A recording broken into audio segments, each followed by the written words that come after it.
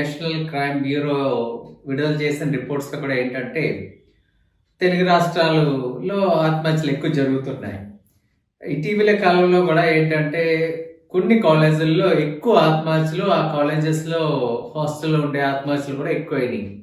So ఎందుకు జరుగుతున్నాయంటే అనేక కారణాలు ఉన్నాయి.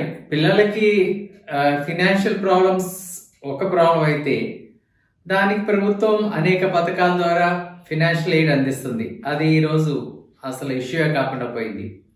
తర్వాత ప్రేమ, ఇది అనేది ఎవ్రీ జనరేషన్లో ప్రతి పిల్లల్లో ఆ ఏజ్లో ఉండేది. యాక్చువల్గా అట్రాక్షన్, ఆపోజిట్ సెక్స్ మీద ఒక అట్రాక్షన్, ఆపోజిట్ జెండర్ మీద ఉండే అట్రాక్షన్.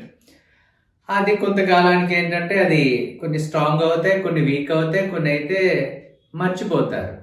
ఈరోజు పిల్లలు ఎక్కువగా ఆ ప్రేమ అనే కాన్సెప్ట్ మీద ఫోకస్ చేయట్లేదు. సోషల్ మీడియా వచ్చిన తర్వాత ఏంటంటే ఆ కాన్సెప్ట్కి ఒక డిఫరెంట్ డైవర్షన్ డైరెక్షన్లోకి వెళ్ళిపోయింది.